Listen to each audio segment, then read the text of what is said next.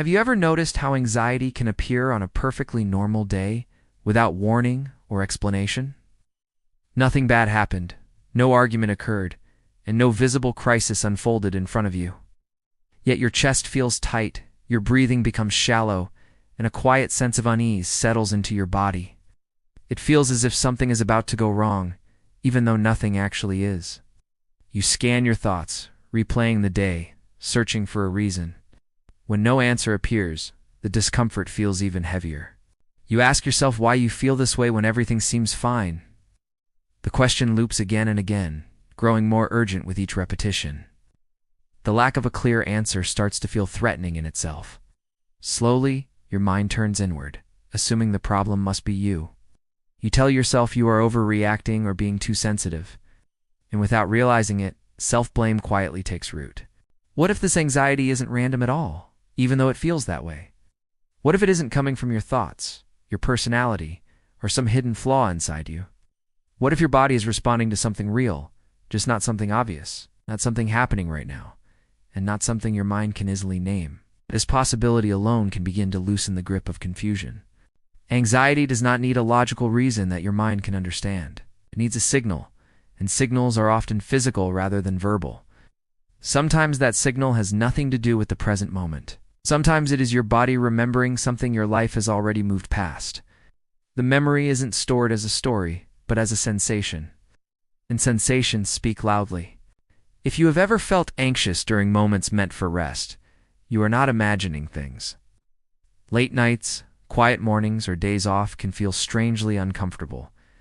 Instead of relaxation, unease rises without invitation. You may feel confused by your own reactions and exhausted from trying to calm yourself down. And beneath it all, a sense of shame may quietly form. This experience does not mean you are broken, does not mean you are weak or incapable of peace. It means your system learned something once that it has not yet unlearned. Anxiety often appears not when something is wrong, but when your system finally has space to feel. Safety can open doors that stress once kept shut. Most people believe anxiety starts in the mind. A worrying thought appears, the body reacts, and anxiety follows.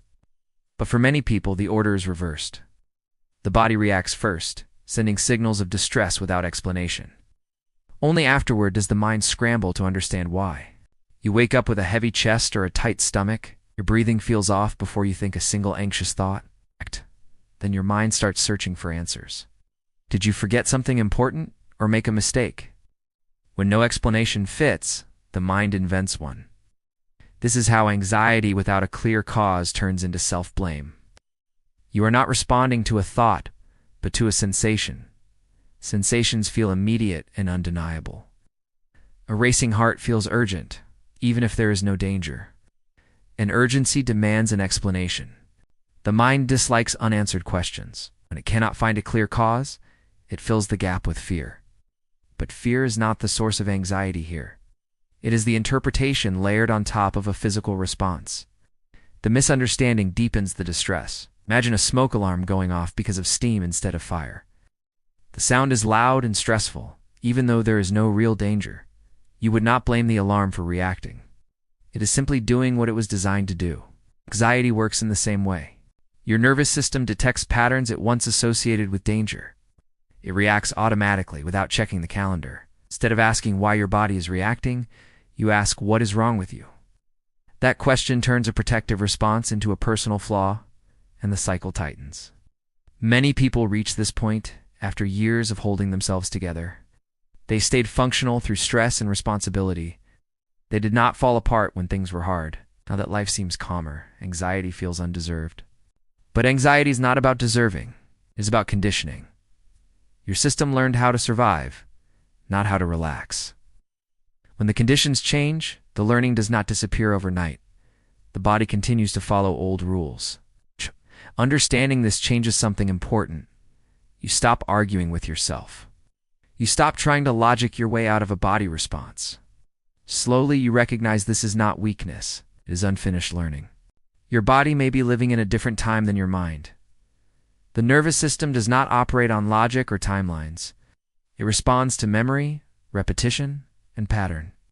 If constant alertness was once necessary, it does not automatically stand down. Safety must be relearned. People who grew up needing to anticipate problems often carry this into adulthood. Even in stable lives, their bodies stay tense. The scanning never fully turns off. Feels unfamiliar rather than comforting.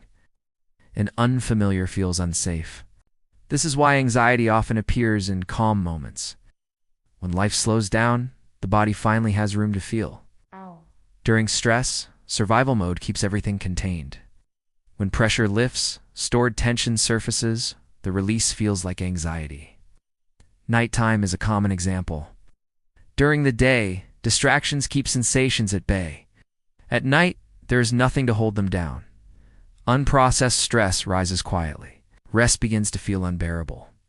This does not mean you are moving backward. It means your system feels safe enough to express what it once had to suppress. Unfortunately, it speaks in sensations rather than words. Tightness, restlessness, and unease take the place of language. The message remains the same. For many people, calm itself feels threatening. Hypervigilance becomes the default state. If relaxing once meant being unprepared, the body resists it. Anxiety becomes a way to stay alert. Substitute safety with vigilance. This is why weekends or vacations can feel worse. Structure disappears and tension loses its direction. The body does not know how to rest without purpose. Restlessness fills the space instead. Anxiety keeps things moving. You may sit down to relax and feel uneasy. Thoughts speed up the moment you stop. Guilt often follows, asking why peace feels impossible. But enjoyment requires safety. Safety must be felt, not demanded. Anxiety often carries emotions that had no place to land. Sadness, anger, and fear may have been postponed for survival.